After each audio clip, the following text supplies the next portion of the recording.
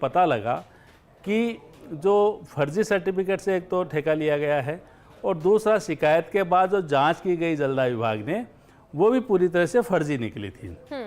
क्योंकि जो जांच करने अधिकारी गए थे दक्षिण भारत की तरफ जो गए थे तो उन्होंने एक होटल के कमरे में एक ऐसी कंपनी का दफ्तर बना के पूरा कह सकते हैं कि नज़ारा पेश कर दिया था कि उसमें कह के उन्होंने होटल के कमरे को जो एक फर्म है उसका ऑफिस बना दिया और वहां पे पूरी बिल्कुल नरेश जी, आगे भी आपसे जानकारी लेंगे। कैबिनेट मिनिस्टर किरोड़ी लाल मीणा हमारे साथ फोन लाइन पर जुड़ गए हैं। किरोड़ी जी, जिस तरह से आप इस मुद्दे को लगातार उठाते हुए नजर आए थे और अब आज क्योंकि ईडी ने पूछताछ की और उसके बाद यहाँ पे महेश जोशी की गिरफ्तारी हो गई है, क्या कहेंगे?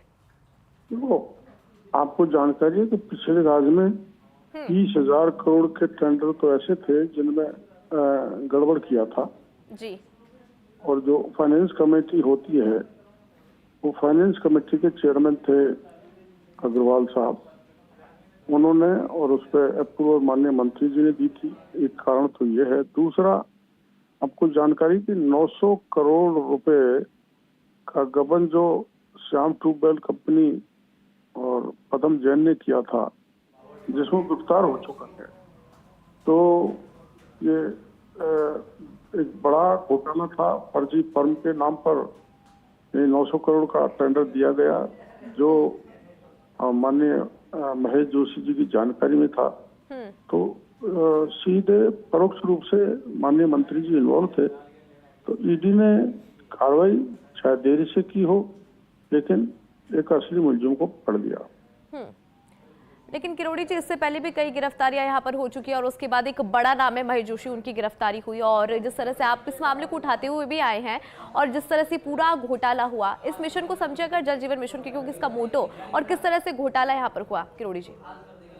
जल जीवन मिशन आप जानते हो, घटिया पाइपलाइन डाली गई, सड़कें सारी खोद के डाल दी गई, कई जगह पाइपलाइन ही नहीं है, मटीरियल ही नहीं डाला, उनका भुगतान उठा लिया।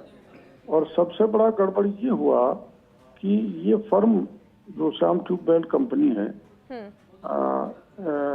इसको ये कॉम्पिटेंट नहीं थी और इरकॉन के उस पर ये अपना फर्जी पत्र के आधार पर इन्होंने टेंडर लिए थे, जिसमें बाद में फाइलें भी विभाग ने जब्त की थी और वो प्रमाणित पाया गया कि उन्होंने फर्जी टेंडर फर्जी फर्म के नाम से लेकर 900 करोड़ का घोटाला किया था। जो वो उनको स्टेट पुलिस ने एफआईआर लगा दी थी, लेकिन ये प्रकरण बाद में ईडी में ले गया था और सीधा डायरेक्टर ईडी को शिकायत की थी, जिसके आधार पर ये यहाँ पर ट्रांसफर किया और अब यहाँ ईडी ने गिरफ्तारी की। ये एक बहुत बड़ा खुशी की बात है कि भ्रष्टाचारी जो है वो बच न पाए। और शायद किरोड़ी जी, इसके माध्यम से एक संदेश भी देने की कोशिश यहाँ पर हो गई है कि जिस तरह से भ्रष्टाचार हुआ तो भ्रष्टाचारियों को किसी भी कीमत पर बख्शा नहीं जाएगा। किसी भी कीमत पर, कितना ही बड़ा हो, उसको बख्शा नहीं जाना चाहिए। बिल्कुल, बहुत शुक्रिया किरोड़ी जी हमारे